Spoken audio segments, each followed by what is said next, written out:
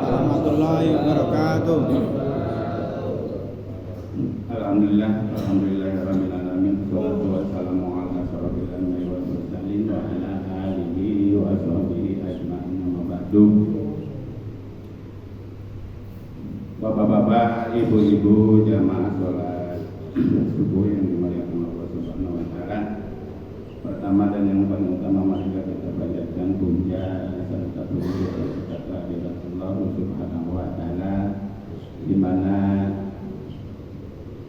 di pagi hari yang berbahagia ini kita masih diberikan karunia nikmat iman, nikmat Islam serta nikmat sehat walafiat, sehingga kita tetap melaksanakan kewajiban kita, yaitu sholat subuh berjamaah. Kemudian kita lanjutkan dengan taklim.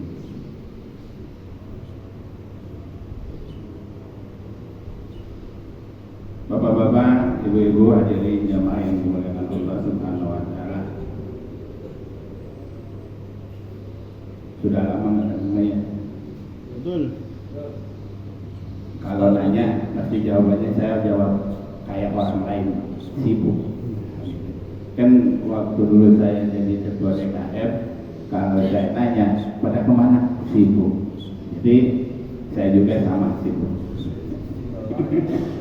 Bukan balas dendam, bukan. Kalau dulu karena saya punya tanggung jawab dan kewajiban, jadi memaksakan untuk memberikan contoh. Sekarang kan nggak ada beban, bukan ketua DKM. Tapi tahu-tahu saya dipanggil penasehat, padahal nggak pantas saya itu menjadi penasehat. Kenapa? Yang namanya penasehat itu ya minimal seenggak-enggaknya itu apa yang dimiliki sifat wajib Rasul itu, meskipun enggak sama, itu harus ada melekat pada dirinya. 4 sifat wajib bagi Rasul ada 4, mustahilnya ada 3. Nah itu penasehat perlu. Nah kalau saya boro-boro sidik enggak, amanah enggak, tablik enggak, apalagi patron. Jadi enggak pantas untuk menjadi penasehat. Terus ini belum mulai ya, betul ya? Bukan. Terus yang jadi pertanyaan saya, kalau penasehat di masjid siapa yang pun nasehatin gitu?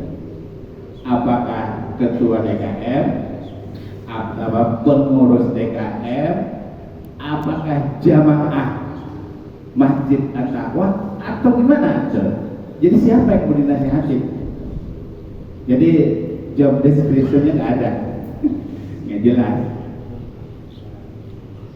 Dan setahu saya, kalau misalkan saya, kenapa saya jadi penasehat?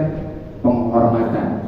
Tidak ada penghormatan, meskipun saya dulunya pernah jadi ketua DKM. Tidak ada penghormatan. Terus kalau ketua DKM-nya nggak benar, tentu menjadi penasehat gitu.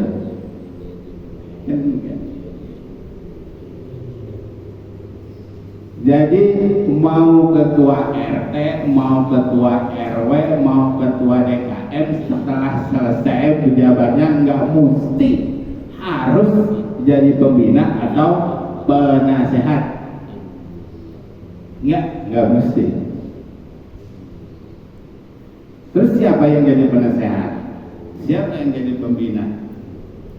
Siapa di antara kita yang sekiranya punya kemampuan untuk menjadi penasehat? Dan semua orang bisa melihat, dan semua orang bisa menyaksikan tingkah lakunya. Jadi kalau belum pantas menjadi penasehat, jangan dijadikan penasehat. Kenapa? contoh saya dijadikan penasehat, nggak pernah ada yang dinasehatin terus marah-marah. Artinya penasehat itu nggak ada wibawa, nggak ada kemampuan untuk menasehati orang itu. Ketika ada seorang yang dijadikan sebagai penasehat kemudian memberikan nasihat kebaikan, kemudian malah marah-marah yang dinasehatinya, terus ditanya dalilnya mana, ayat Al-Qur'annya mana, dan lain sebagainya, ditanya semuanya. Kan seharusnya terima kasih dong. Wal asr innal insana lafi khusrin illal ladzina amanu wa amilus sholihati wa tawassaw bil haqq wa tawassaw bis sabr. Ayat itu tidak ditujukan kepada seseorang, tapi semua orang harus menasehati. Saya salah, nasihati, siapa saja yang menasihati. Jangan mentang-mentang yang nasihatin itu lebih muda daripada kita, terus kita nggak terima, terus kita marah. Loh, baru lahir aja masih bau pencer, udah nasihatin yang tua, sudah makan banyak garam, udah beberapa kintal gitu garam. Kan enggak begitu. Artinya ketika diadakan seorang penasehat kemudian kita terima siapapun yang jadi penasehatnya, dan kita juga harus terima nasihatnya ketika nasihat itu benar.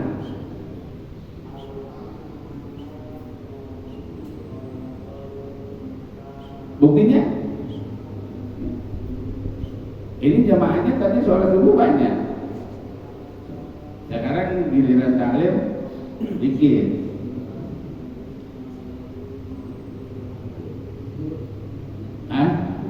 Sibuk, ya udah sih nggak apa-apa kata sibuk.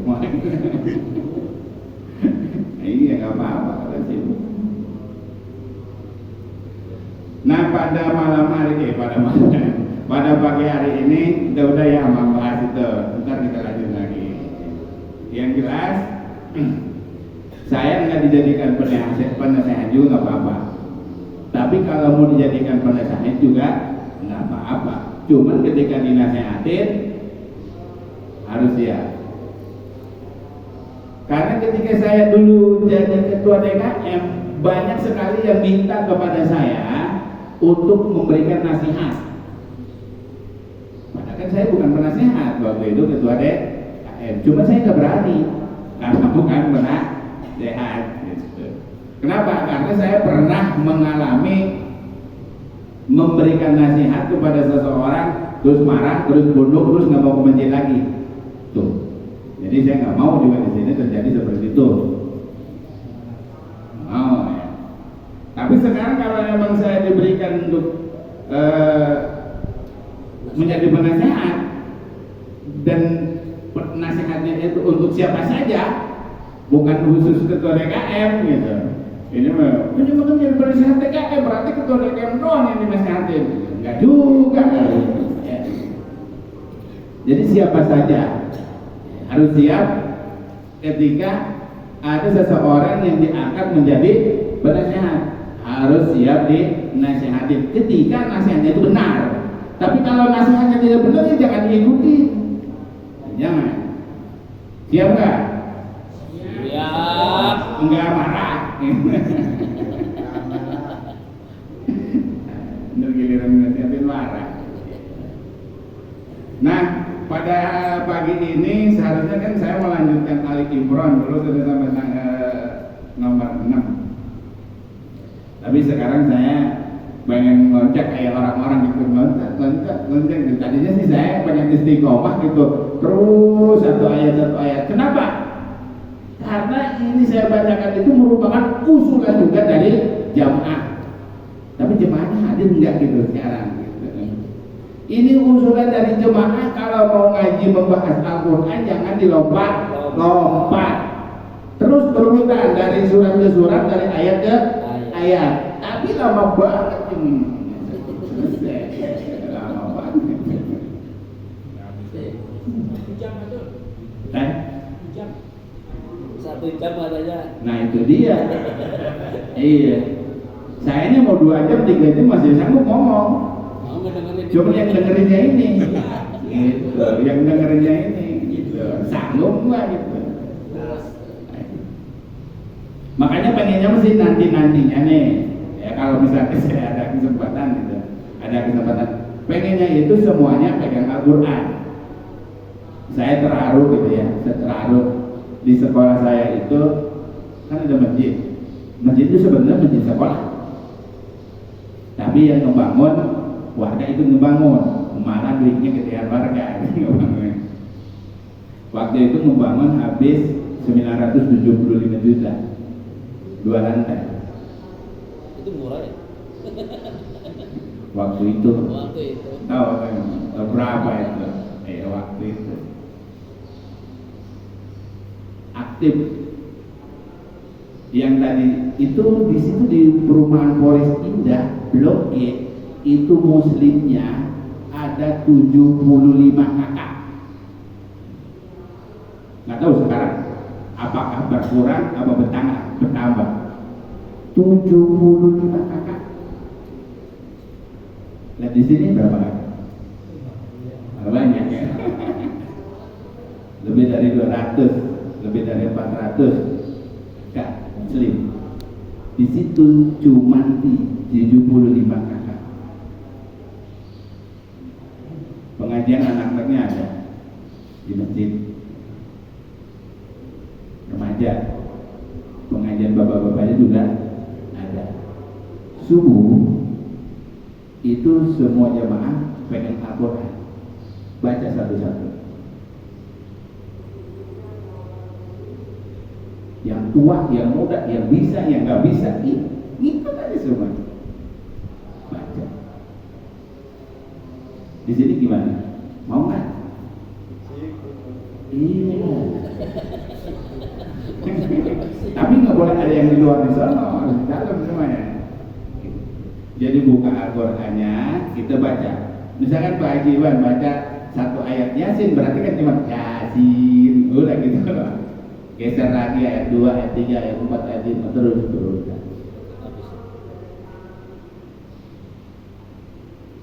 Siap nggak? Insya Allahnya bener ini.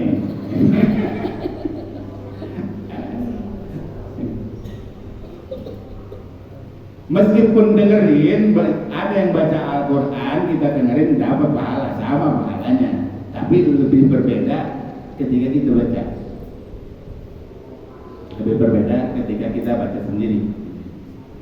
Nah kalau misalkan punya niat untuk ke situ, ke arah ke situ, ya kita bareng-bareng. Nah ini saya nasihatin. Terus kalau nggak pada mau berarti percuma nasihatin.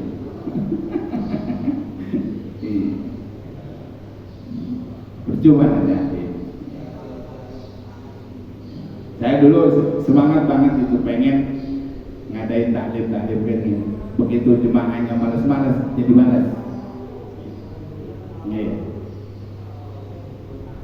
Makanya saya berusaha pengajian Pak Budori dulunya di masjid. Jemaahnya itu aja, 6 orang, 7 orang. Akhirnya saya bawa keliling ke RT. Saya kasihan, saya ngerasain sebagai guru gitu ya, sebagai guru. Jangankan nggak ada muridnya bercanda aja di dalam kelas, lagi kita nerangin, kagak gedep. Iya, tanya tuh, guru. Dan sama Pak Guru di sampingnya. Kalau zaman dulu masih bisa dilempar, maka sekarang laporin sama polisi. Habis. Jadi, dulu masih bisa dijewer, kupingnya dijewer. Sekarang dilaporin sama polisi. Apalagi tonjok gitu. Dilaporin sama polisi. Artinya artinya ketika kita punya hati dan merasa, punya hati dan merasa, ketika ada orang yang ngomong kemudian ya penting ada, mau tidur mau apa pokoknya penting ada gitu. Kayak hadirnya di sini, penuhnya di sini, musuh pada tidur semua, yang penting penuh dah. Itu masih senang. Ketimbang pada melek semua tapi nggak ada.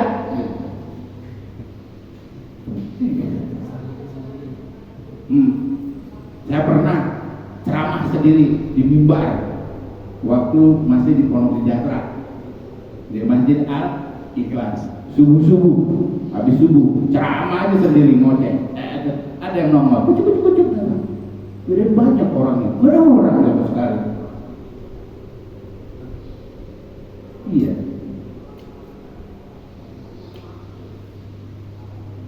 Kenapa? Pak Hudori dibawa ke RT karena saya merasa ketika jamaahnya sedikit itu, yang tadinya kita punya semangat 45 membuat semangat banget itu. Ketika ngelihat ya orangnya itu aja udah hancur, semangatnya itu hilang. Keinginan untuk memberikan, menyampaikan ilmunya itu hilang. Masih untung di sini sudah nggak dibayar, tapi masih semangat. Pak Haji Pito ya semangat. Tepuk tangan Pak Haji Pito. Pak Haji Iwan masih semangat. Pak Haji Imam masih semangat. Pak Haji Rajuan masih semangat. Saking melengking-melengkingnya itu azan. Ya enggak? Tapi tetap aja yang sedikit yang datangnya. Siapa lagi yang ngejar nanti? Pak Nurdin nggak ada sekarang. Itu masih pernah dibayar tuh. Bayarnya dia mengharapkan pemberian dari Allah Subhanahu wa Ta'ala.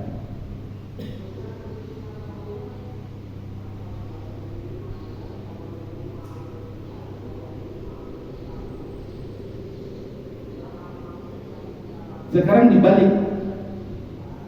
Seandainya bapak-bapak yang ngomong di sini nih, tapi kalau bapak-bapak yang ada di sini saya percaya, yang ada di sini itu yang nggak ada di sini, yang nggak punya perasaan.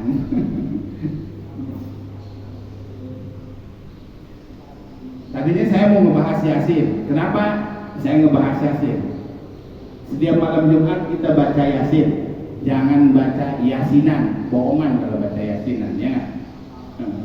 Terus tahlilan, bohongan itu kalau tahlilan, harus baca tahlil, jangan tahlilan, bohongan berarti. Iya, kayak buah-buahan, bener apa bohong? Bohong, itu dibuat dari kayu.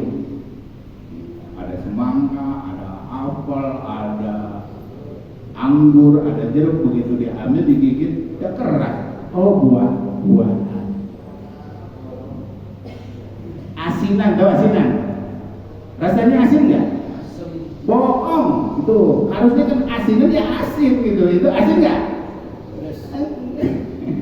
Terus isinya macam-macam ya.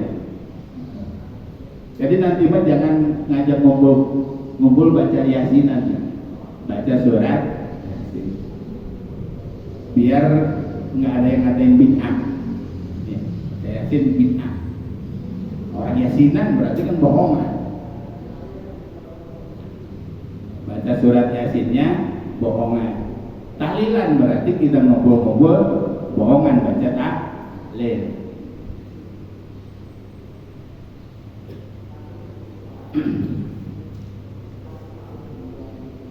Tapi kadang-kadang kita semangat gitu ya, memberantas yang begitu. Kitanya sendiri yang malas. Kitanya sendiri yang malas. Kita mau berantas supaya mereka yang anti-anti seperti itu bukan hengkang, bukan, tapi berpikir dua kali untuk ngatain seperti itu.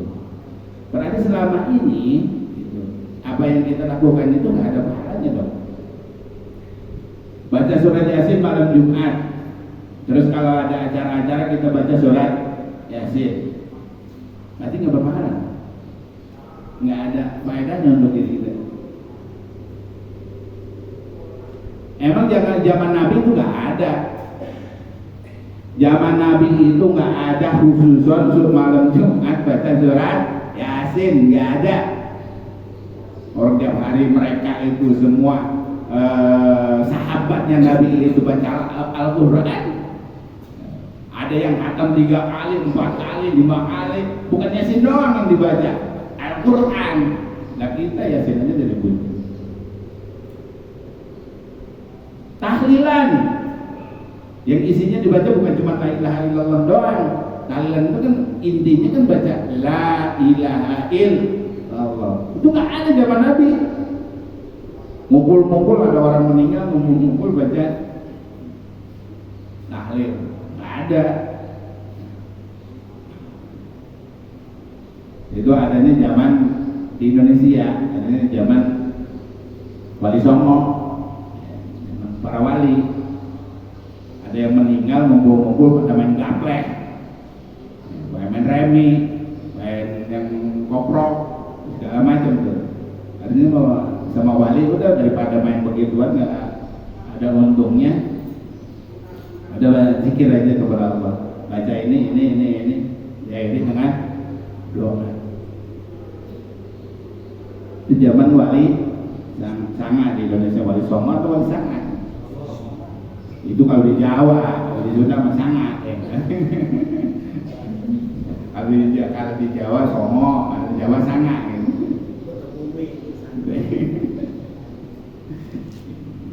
Terus kenapa kita masih lakukan? Ya kapan kali kita ngumpul, kita kan mendoakan orang yang meninggal. Kenapa kita sebagai tetangga mendoakan tetangga kita yang meninggal?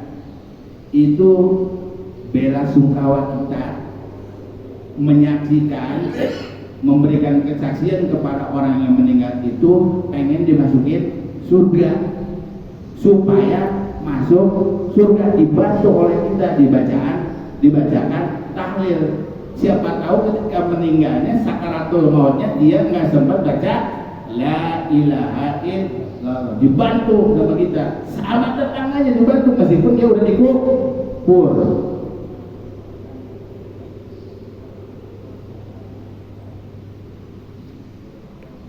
Nanti kalau kita yang meninggal terakhir siapa yang bacain?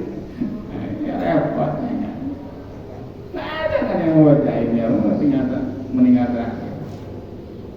Udah kan intermezzonya segitu aja. Nah kita lanjut baca Ali Imran ayat. Oh ini ayat 10 dah. Satu ayat aja, jangan banyak-banyak. Udah habis setengah jam ngobrol dong, habis setengah jam. Ini karena taklimnya ngobrol bahasa hijau, jadi jangan ditayangkan di YouTube. Kalau kita ngobrol ya. A'udzu billahi minasy syaithanir rajim. Bismillahirrahmanirrahim. Innal ladzina kafaru lan tughniya anhum amwaluhum wala auladuhum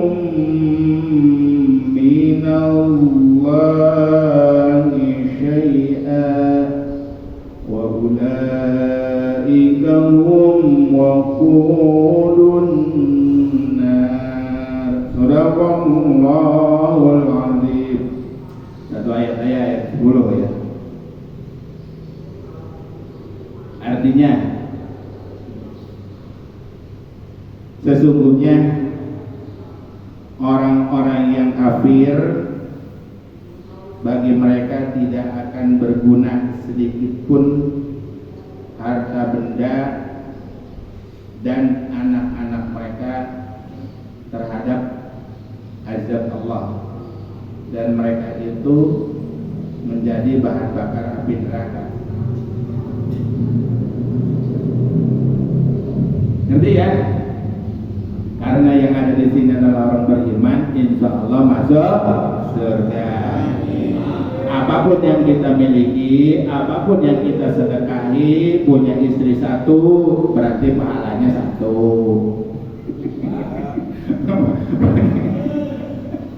Punya istri dua pahalanya dua, punya istri tiga pahalanya tiga, punya istri empat pahalanya empat. Bagi yang berminat, yang ada nyari kan.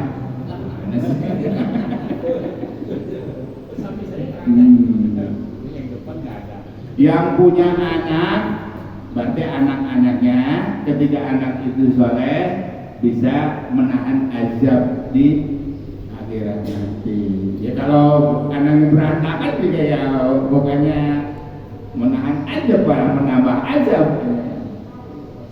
Makanya di dalam Al-Quran disuruh jagalah keluargamu ya dari siksa api neraka. Artinya dijagain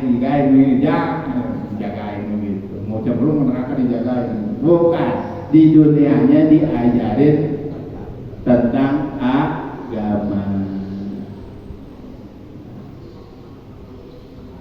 Iya, tentang agama, disuruh belajar baca Al-Quran, disuruh belajar tulis Al-Quran, disuruh ngafalin Al-Quran.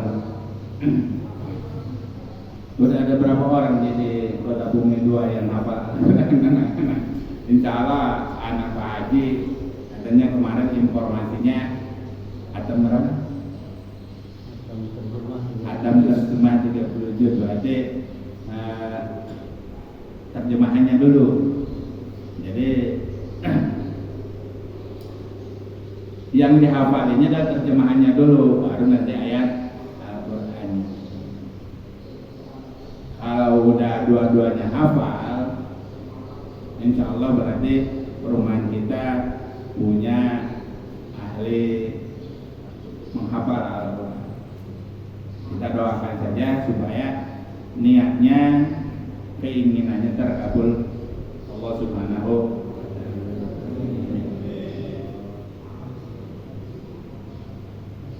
Harta yang kita miliki bisa menahan azab kalau hartanya dipakai amal baik. Tapi kalau hartanya tidak dipergunakan untuk amal yang baik, ya jadi azab juga. Karena amal apa yang kita miliki itu akan ditanya pertanggungjawabannya. Punya mobil, tanya, ini mobil dapatnya dari mana?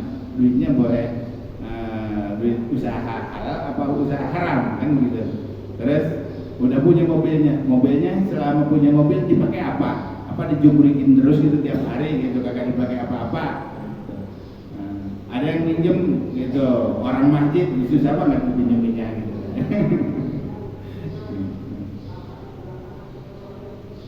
Ya kan ketua daerah nggak punya mobil, sama kayak saya nggak punya mobil, Pak Haji punya mobil kan?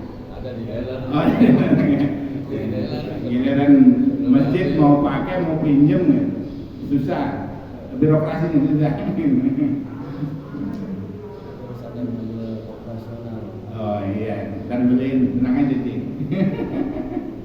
Kalau udah nanti juga kaya, udah makmur, ada kendaraan operasi zona.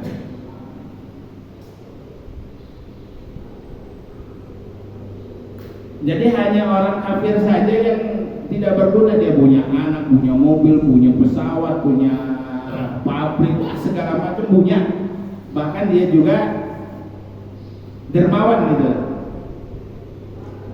Kalau menurut ayat ini, dia nggak berguna apa-apa. Menurut ayat ini. Tapi ada sependapat ulama, kedermawanan mereka itu, saya pernah bertanya sama Pak Haji Iwan waktu saya ngebangun musola di Karawaci, teman saya.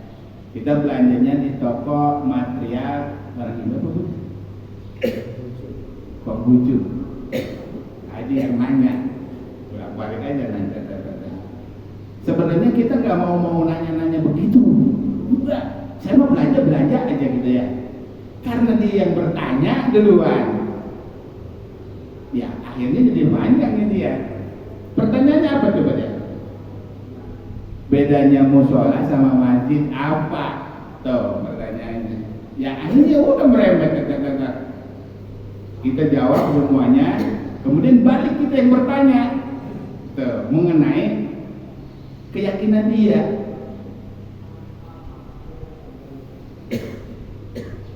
Yang penting katanya kita itu baik kepada orang dan mengharapkan itu nggak percaya adanya akhirat,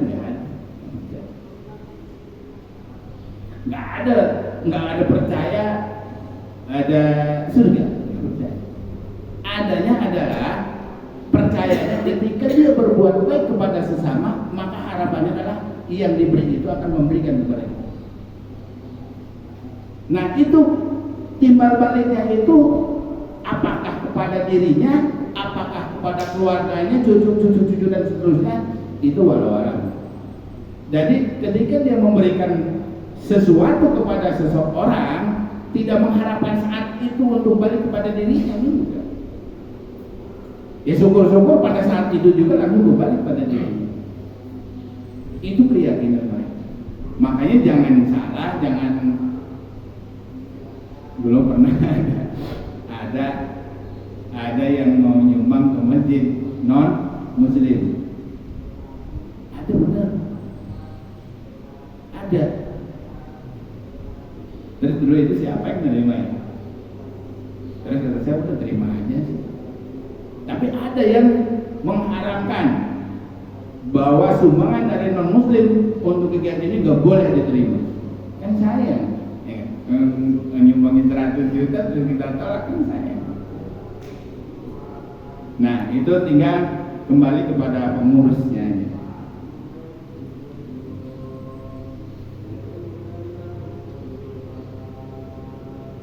Kembali kepada pengurus apakah mau nerima atau enggak, itu silakan. Jadi kalau ada yang non muslim mau nyumbang, itu kembali kepada pengurusnya.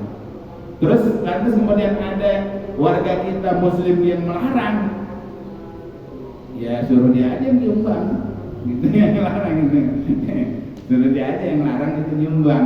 Ya udah kalau begitu, kalau Bapak emang melarang ini ada orang yang mau nyumbang ke masjid, terus notabene adalah non muslim, sekarang gantiin nama Bapak. Yang non muslim kita tolak, tinggal diganti sama Bapak yang sebagai muslim untuk menyumbang. Terus kenapa? Alasannya, lah kita nggak tahu katanya. Kita nggak tahu itu uang yang disumbangkan ke masjid itu karena dia non muslim, apakah boleh ngambil haram, halal dan lain sebagainya. Jadi kan nggak mengenal halal dan haram. Iya, tidak mengenal halal dan haram. Lah kita aja yang mengenal halal dan haram dan semesta terabas aja. Ya. Iya. Kita saja orang muslim yang mengenal halal dan haram. Masih terabas aja, lumayan ini.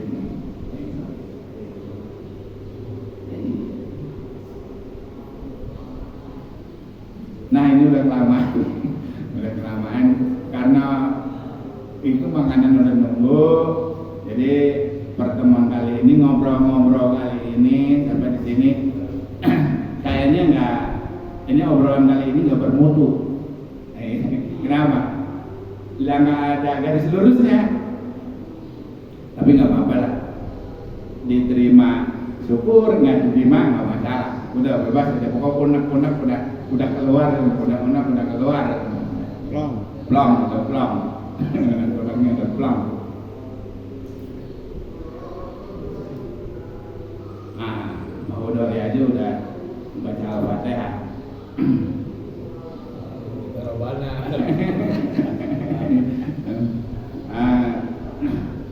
Kita akhiri pertemuan kali ini karena waktunya sudah 50 menit ini. kita ngobrol lebih ya 50 menit. Ya kerasa. Berapa menit saja? 36. 36. Oh masih nama lagi tuh kalau kita.